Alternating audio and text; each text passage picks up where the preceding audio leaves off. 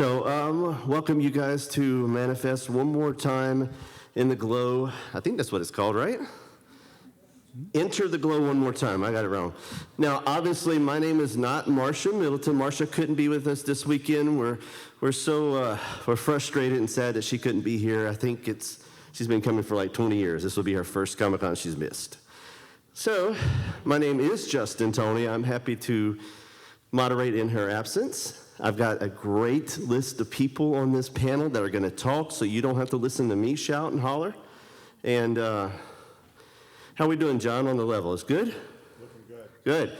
So we are recording. It's going to be on our website, and I will show that to you as soon as the computer comes up. But in the meantime, I'd like to go down the line and have our panelists introduce themselves, tell us who their favorite characters are in the series, just a little bit about themselves. Go ahead, Laura. Thank you.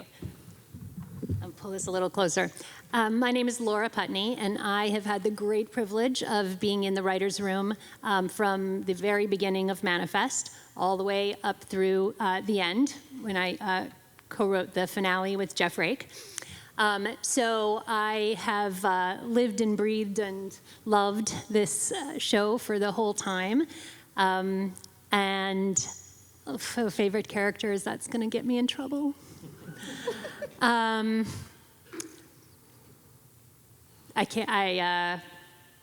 love all of our series regulars equally.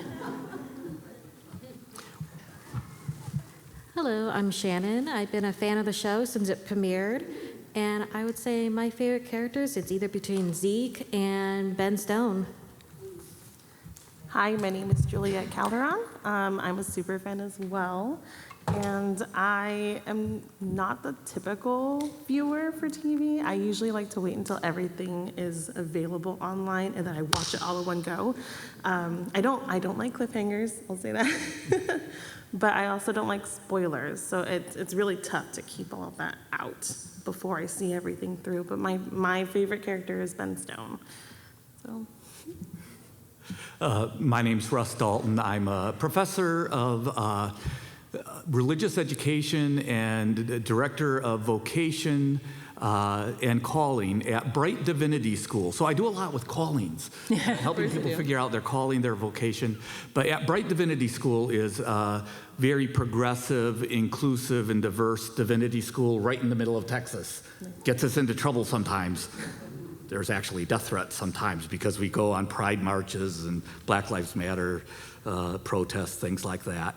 But I've done a lot with pop culture, religion and popular culture, written books like Marvelous Myths, Marvel Superheroes, and Everyday Faith, and Faith's Journey Through Fantasy Lands, a Christian dialogue with Star Wars, Harry Potter and the Lord of the Rings, and other books, other things like that. I want to say that my favorite character is Danny, because Danny just doesn't get enough love. He was the father father figure he didn't have to be. But also I'm a bit too much like Ben sometimes, intense for my kids and trying to control things a bit much. I think there's a lot of pros and cons, and we will definitely get into it. Yeah. I guess it's everybody. So again, my name is Justin. I operate a website that's called fandomappearances.com. We track actors' appearances. If you want to know where William Shatner is going to be, since he's everywhere, that's where you go to find that. Just about all kinds of great people on there. There's a QR code that will take you to our YouTube. That's where this panel will be in probably 2 weeks or so, 2 or 3 weeks. I go to Star Trek Las Vegas next week, and so we'll have a moratorium until after that, and then we'll have it available. Marcia has prepared a statement, and I would be obliged to read that to you in her honor. Manifestors, thank you all for being here. As I thought about producing our third Manifest panel here at San Diego Comic-Con, I again read Jeff Rake's statement to us all, sent at the end of our online episode watches. It was a bittersweet moment, ending with 4 words to carry forward: kindness, empathy, redemption, and connectedness. I saw an opportunity to talk about those words and the journey of the fan together with the journey of the writers. I did a little word association with each one of the words and a character. Kindness, That's Olive. Olive was so kind to Cal when she welcomed her twin back, sticking by him on his first day back at school. Empathy, and I butcher her name. Lourdes. Lourdes. I'm a Louisiana. We talk crazy. As soon as she heard Michaela was back, she knew her marriage to Jarrett was over. Redemption was Egan, big-time redemption on his part. Connectiveness. This has to be everyone. The intertwining of the past and the present towards new futures. So enjoy the panel today. Thank you to Jeff Rake, Laura, and the entire writing room, the cast and crew. Thank you to our panelists, and thank you to everyone here who has made connections through Manifest. Here's to hoping we'll get the afterglow and get to see the afterglow and enter it one more time. With all love, Marcia Middleton.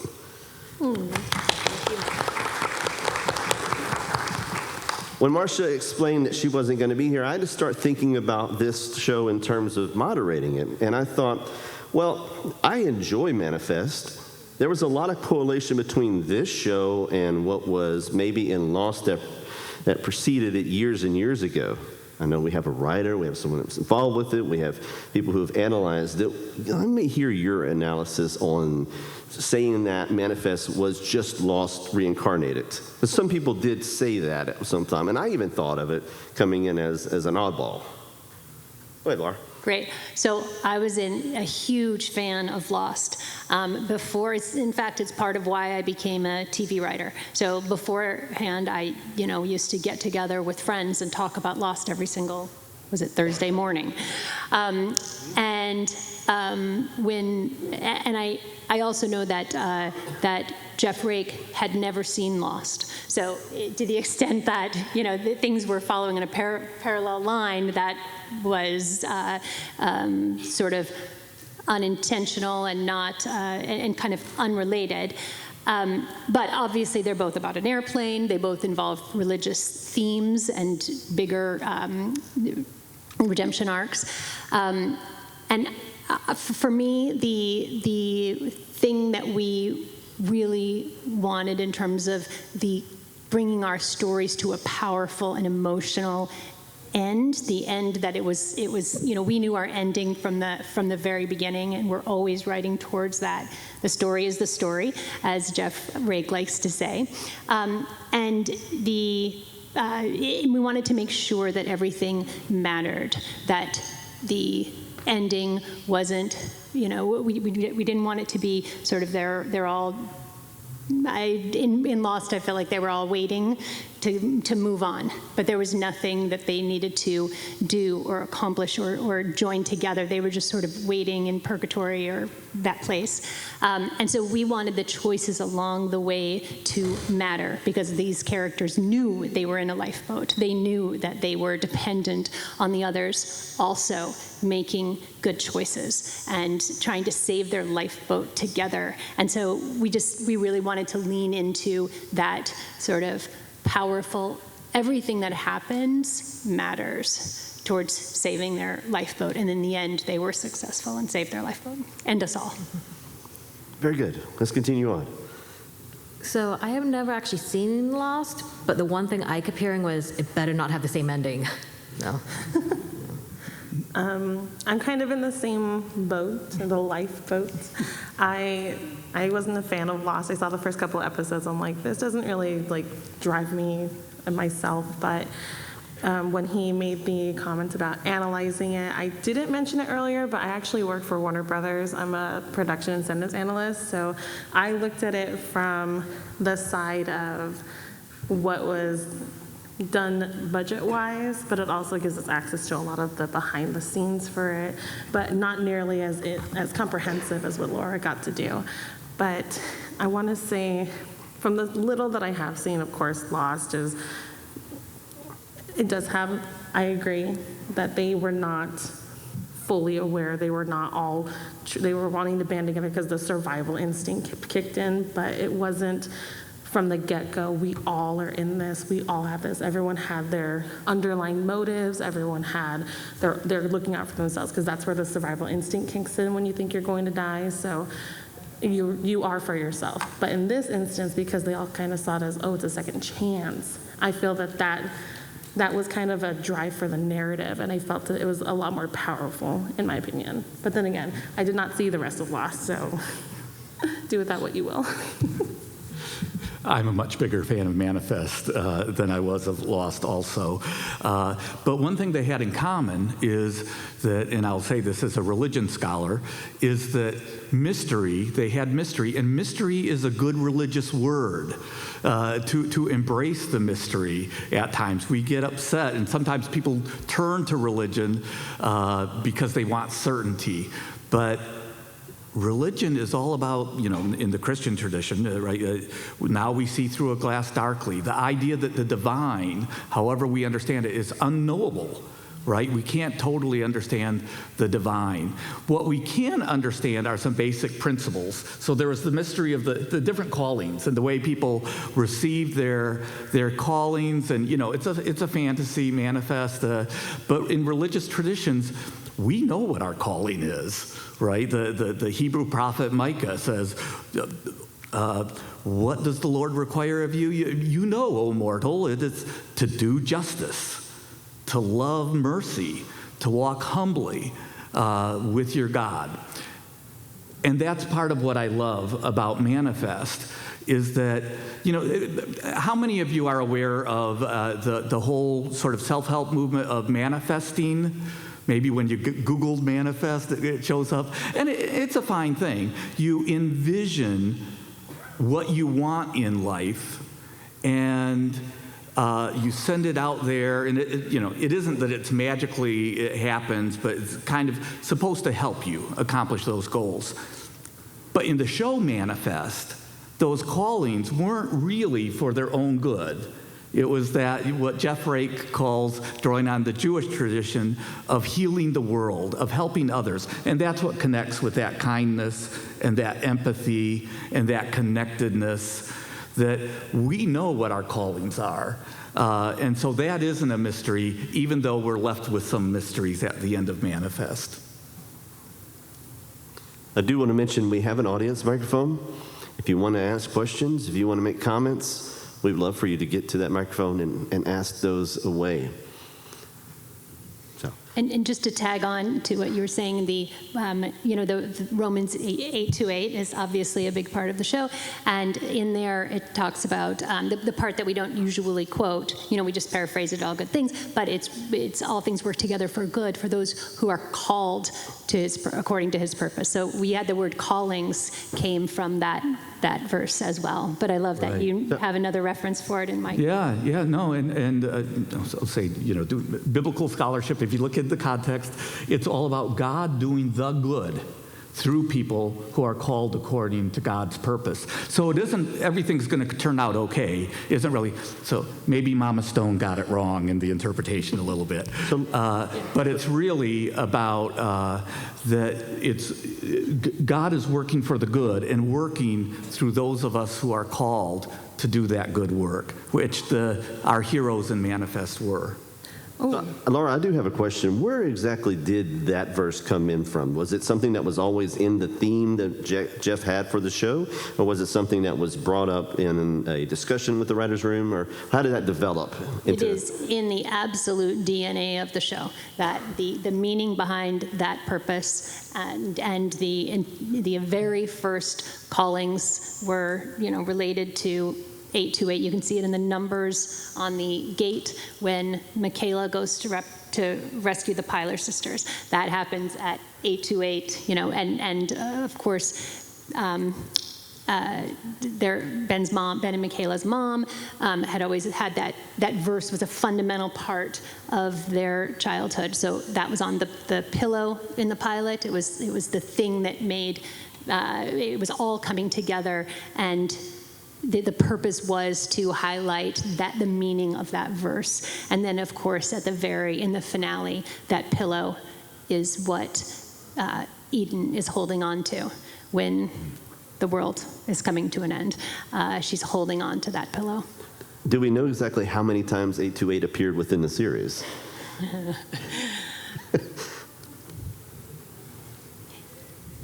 I mean, you know, there's a lot relating to angel numbers and the number 828, and we were very conscientious about not using it exactly in places. So like Michaela's, I believe her address was like 424, and we would make, you know, sort of like side references to it, but we were careful not to use that number, have it appear in places that would be random. So we made sure that, you know, clocks weren't set to 828. We didn't want it to be in somewhere. We want everything to matter, and we wanted it to be Easter eggs, not look how many times they're using 828, you know? I'd like to open up, if panelists, if you have any suggestions, but I'd like to open it up for our first question from the audience. Hi, my name is Dorothy. The character Greystone was... Dorothy, before you speak, favorite character. You got to say your character when you come up. Greystone. Okay. So that character was played by Athena Carcanis, and she, you know, I don't know, we're allowed to say spoilers in here? Yes, go ahead. At this point, you know, she at some point died in the show, and so she didn't appear, I think, in at least one season. And she was also in the first season of The Expanse, but then she wasn't in the second season. I think either she was in the first or the second season of The Expanse. Does anybody know why her character didn't continue on The Expanse? I don't think we have any. I don't any know. reasoning. Yeah. I did think she got a little underused, but Okay, thanks. Things happen with actors all the time. I mean, they're contracted for a show, then when they get pulled on to be a series regular, and they get bigger opportunities, their agent's going to look and see, okay, what's going to get my client the most Exposure. viewing, the bigger paycheck because they work on commission. And there's a lot that could go on, and it's all speculative from our point because we don't know from The Expanse itself. But it's probably has to do with that, just the career momentum. Yeah, and Athena is a brilliant, brilliant actress. I mean, just every single scene, she is present on every single take. Every director we had come in was bowled over by her talent. We absolutely loved her on the show, and we always knew what the ending was. That the ending was for Ben and Grace. So we were. It was heartbreaking, but part of the journey. For her to die her tragic death in Manifest. So I'm amazed none of you said Michaela. I mean, she's just remarkable. She's the one who's open-minded to something she doesn't understand, open-minded to a power beyond herself. So I have to say that. My question is, when you start watching it, really get into it, you get pulled into it, and for me, it definitely reflects on my spiritual side. I feel like whoever came up with the theme must have had a life experience that kind of propelled them to come up with the storyline. So my question is, who came up with the story, or what was it inspired by? How did they come up with it? do you know Jeff's story behind what he... Jeff has often said, I thought of it while driving in my minivan. So I know that it was definitely around the time of the Malaysian flight disappearing, and I think that the larger themes are something that he knew he wanted to make a show about redemption and kindness and forgiveness and all of the things that we went on this journey. So thematically, I think that was Jeff. And then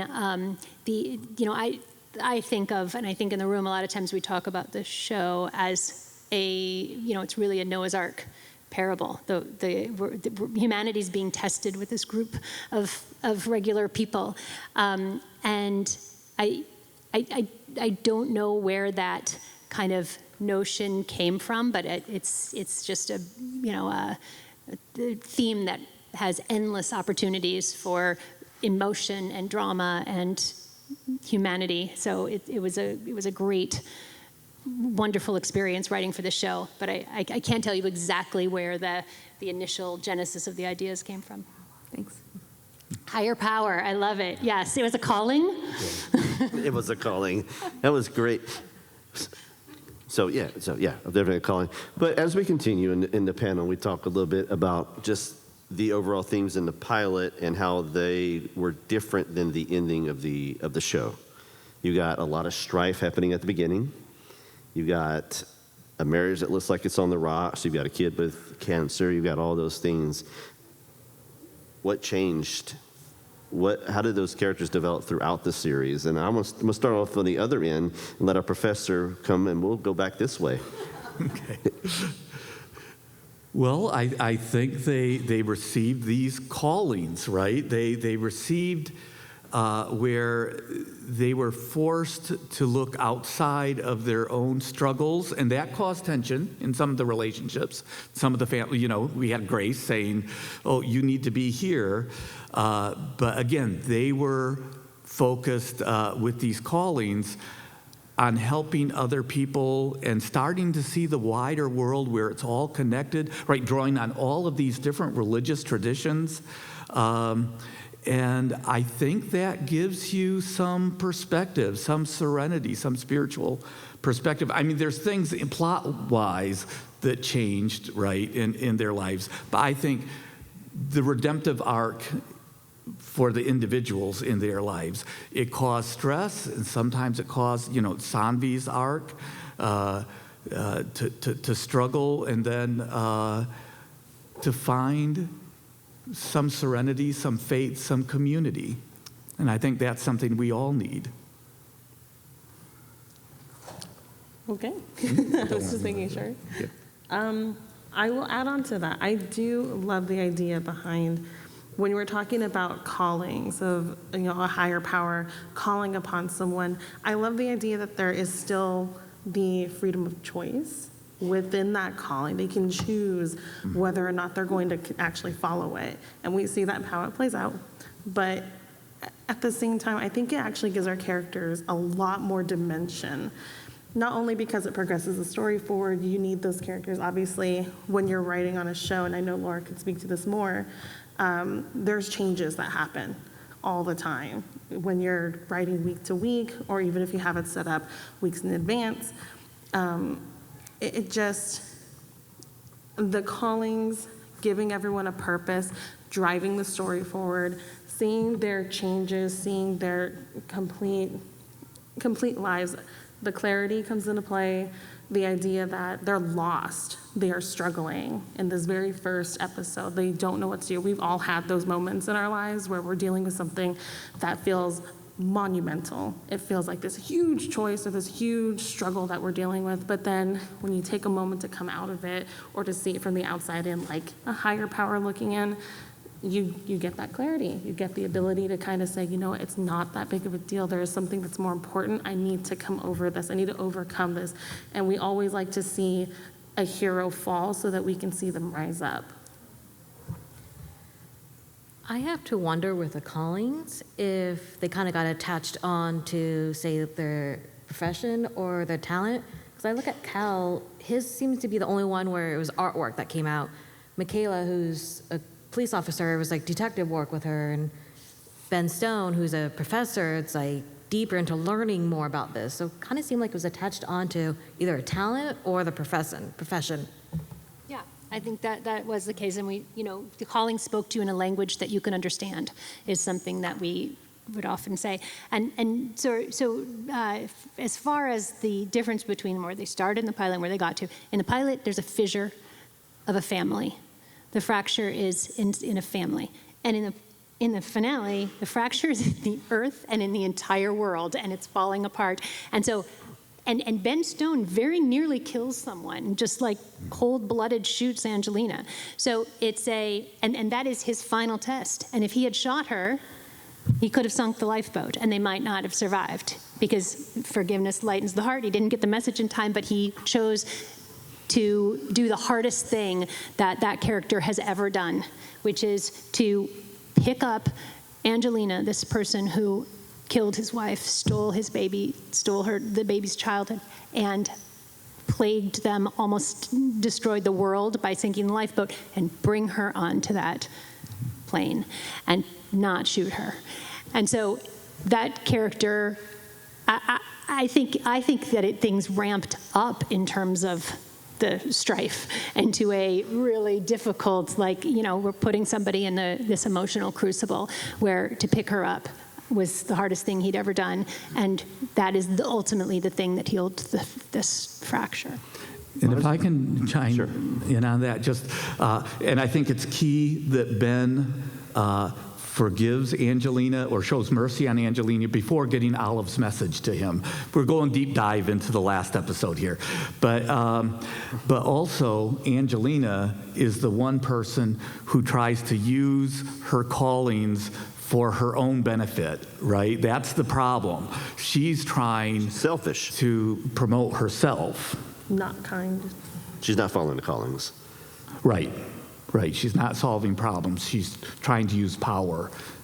And it's not the power, it's how you use it, right?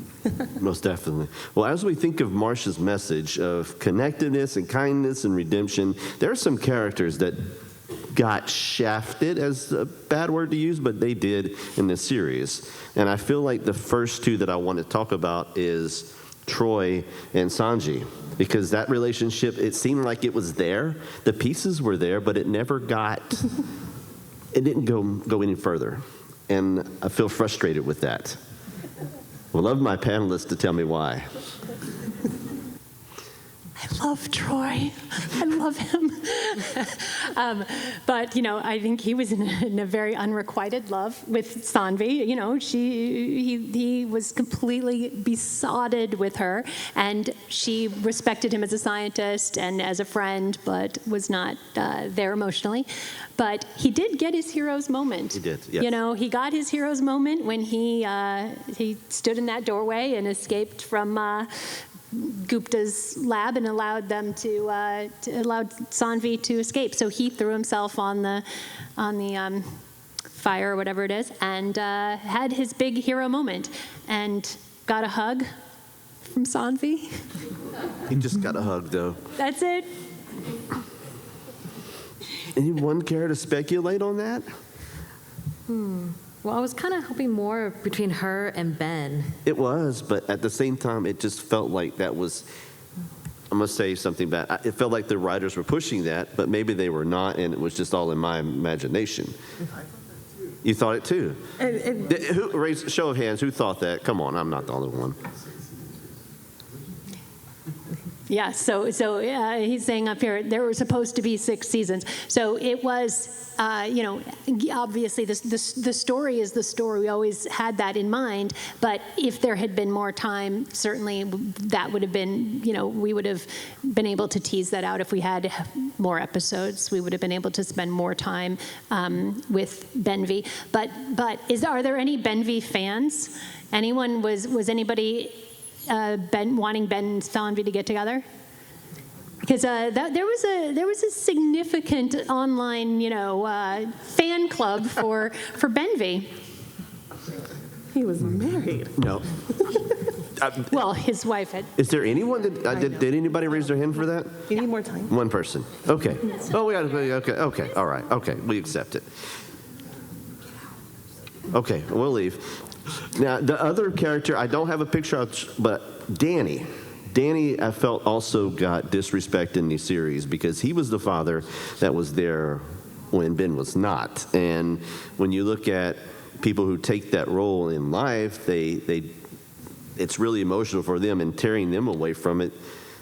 Mm-hmm. I wonder what happened to Danny afterwards. It seemed like he would have went into maybe clinical depression, or he'd have some other issues that he dealt with in his life, because just tearing those kids from you is a big thing. I know at the end it's all back to normal, but to me, if that storyline continues, then what happens with Danny? Go ahead. I was going to say, but what does Grace really do in that situation? Her husband just came back, who she thought died or disappeared, and right. then you got Danny who kind of stepped in. So it's like, what do you do? Well, I did not have the look through of someone, because I don't have step parents, but I know how significant that person is, especially when a child would feel either abandonment, even, obviously it's not their fault, they were on a plane that disappeared out of nowhere, but for Danny, I really felt like they came in really strong, because he was the one kind of providing for the house, helping Grace out with the kids, and obviously helping, helping them kind of not get over it, but kind of living through it. You don't really get over that kind of trauma. You have to just push through, and life continues on.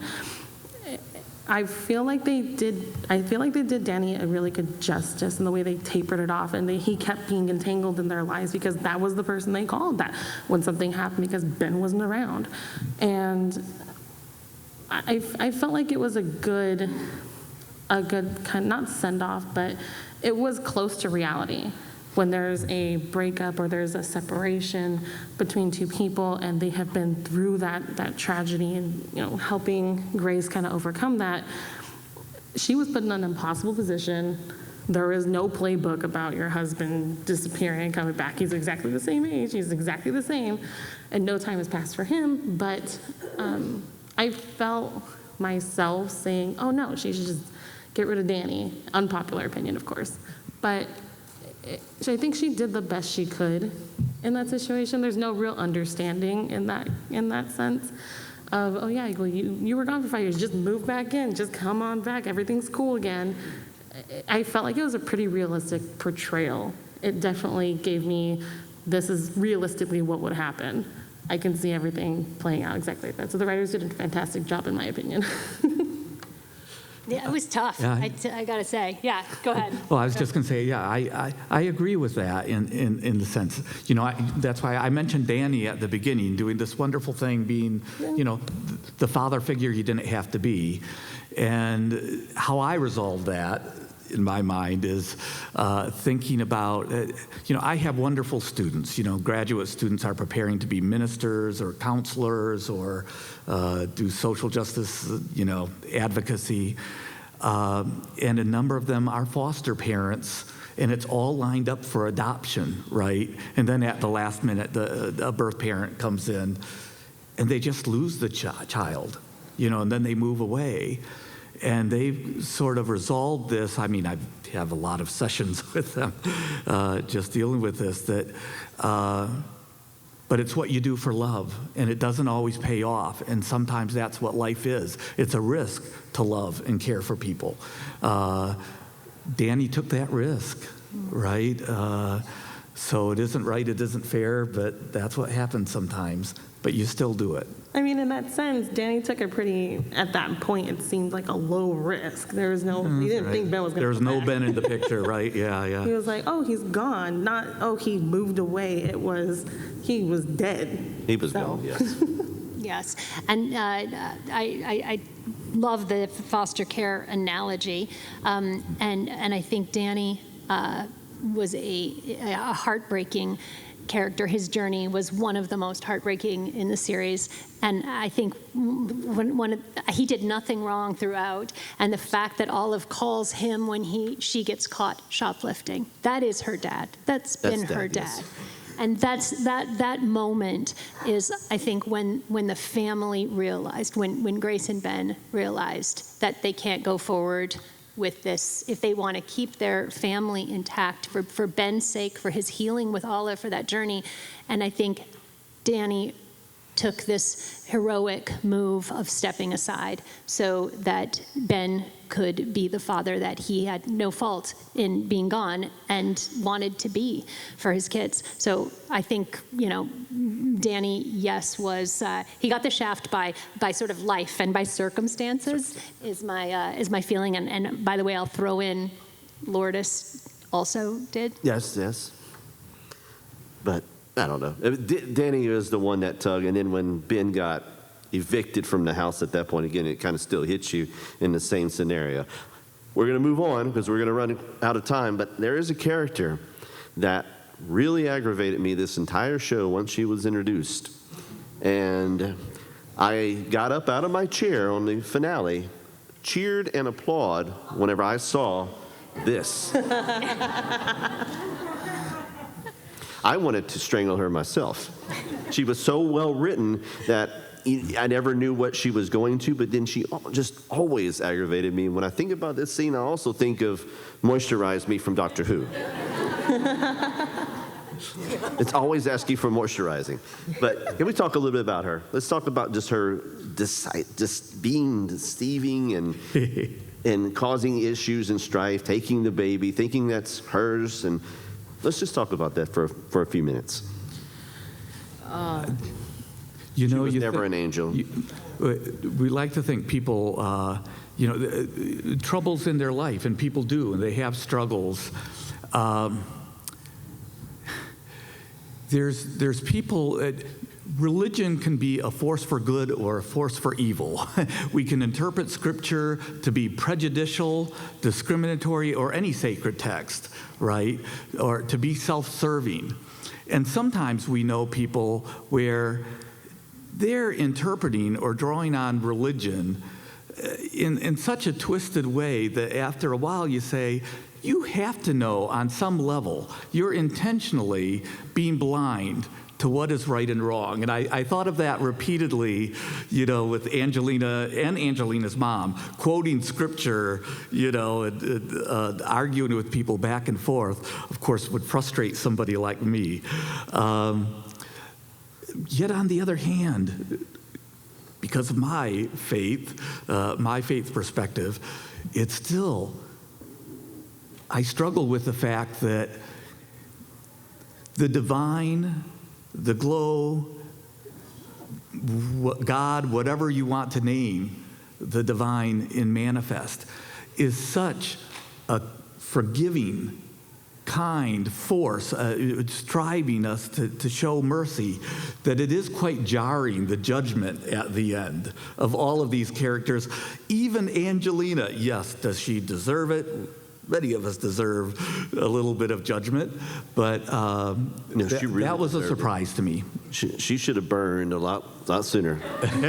Just in my humble opinion. I know, not a Let's popular opinion on my part, all of this mercy, yeah. Was there anyone who liked Angelina? I'm going to have to ask you to Get leave. out. Just kidding. No, I honestly, from the get-go, watching this all the way through, it's just, she was difficult in my eyes because she was very clearly from the beginning that I did not like her. I feel like she never grew on me. I could not understand, I understand the trauma she went through and everything, but it's that whole, what you touched on right now, Russell, about utilizing something for your own gain, forcing it upon people and saying, look, I'm the chosen one, I'm this, I'm that, and not thinking of others, not thinking of the rest of the lifeboat, and saying it's all dependent on me, and then stealing someone else's child because I think that's the right thing to do. I think that.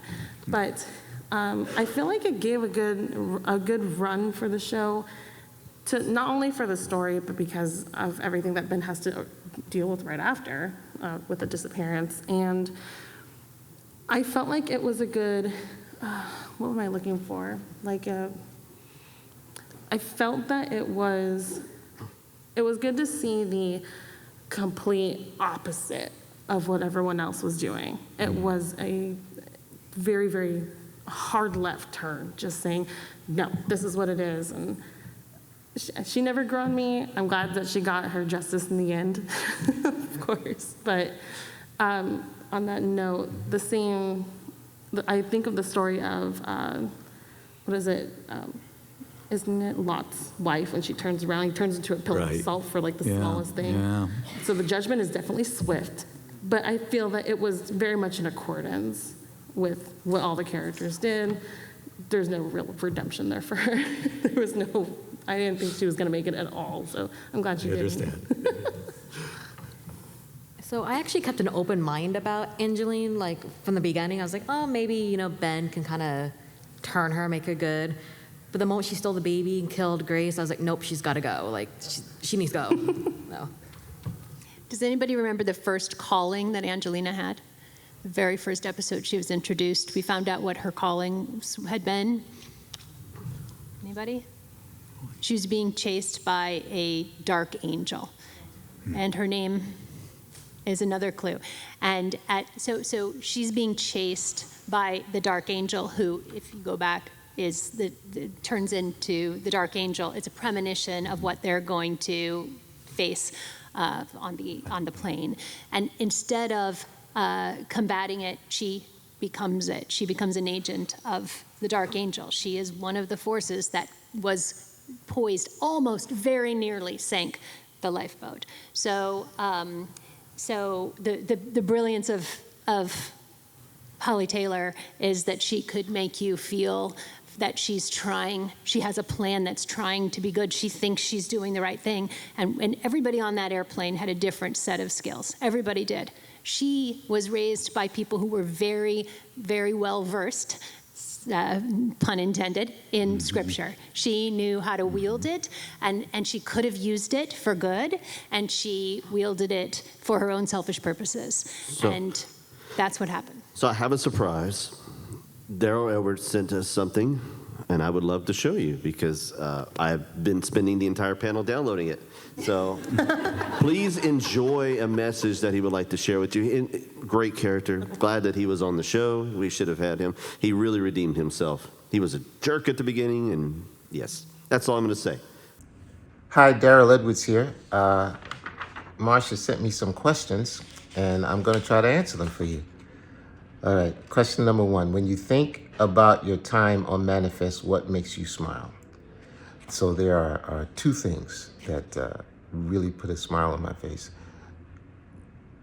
The first one is that very first scene that we shot. You've all been missing, presumed dead for 5.5 years.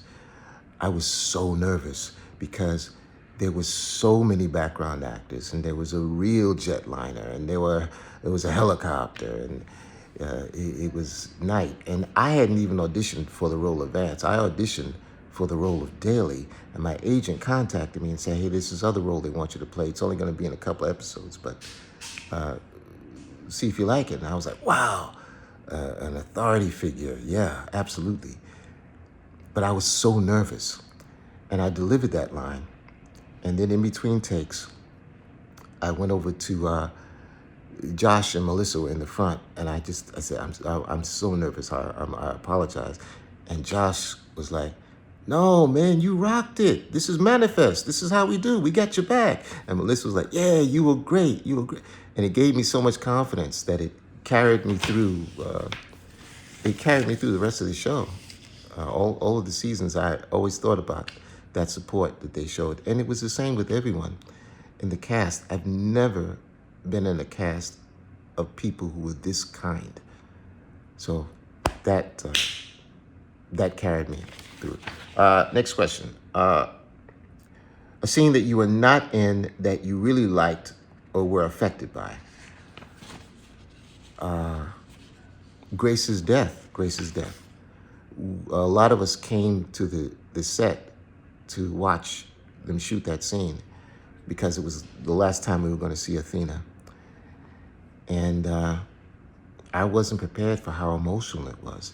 Here's this young man tied on in, and he was phenomenal.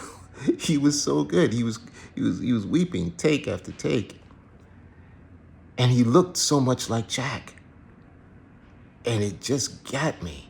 And Athena, Grace, she's trying to comfort her son and let him know he's going to be all right. It was so loving. I just was not prepared for how emotional that scene was. It was really beautiful. How would you like Vance to be remembered? Vance was an adversary turned ally, and he was a loyal friend. And those are the 2 qualities that were the most fun to play. An ally and a loyal friend, and that's how I'd like him to be remembered. Is there anything you would like to share with us? Yes, you all brought the series back to life, and that is actually one of the themes of Manifest. Rebirth, life coming from love, and the strength that we all get from loyalty. And that's exactly what y'all did. Y'all gave us life, and your loyalty it kept us going. And I love y'all for it. I love y'all for what y'all did for me personally. It is the best acting experience of my life, and I thank you from the bottom of my heart. All right, y'all enjoy the rest of your day, and thank you so much. Panelists, do you have any final thoughts? Yeah, go ahead. Oh, no. Well, first Quick of all, thoughts, quick thoughts. do you want to go in this way? Yes, you can start, yes. Okay. First, let me use my Zeke empathy power. Okay, I sense that people would love to have a spin-off series. And so, yes. And my idea is to have Vance and then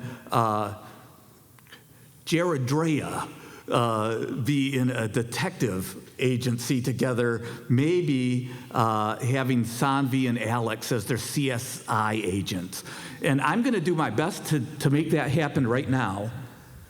I hold in my hand some actual sapphire. I've absorbed it into my hand. Laura Putney, you will make this series happen. Amazing. There we go. Anyone else? I can tell you that we are hard at work trying to make this spinoff happen. We are having a lot of fun with it, thinking some big thoughts, and no green light yet, but with a fan base like this, with people still coming out and caring about Manifest and carrying the flag, fingers crossed. And thank you, fans, because you're the reason we got where we are, and you're the reason if we get a spinoff, it'll be because of the fans. All right, ladies and gentlemen, well, we've had a great convention. I hope you enjoyed Comic-Con 2024. We've enjoyed being here. Go downstairs and listen for the announcement that says the show is ending, and be hopeful for another spinoff and future episodes of Manifest. Thank you so much. Let's all manifest it. That's right, manifest it. Make it possible.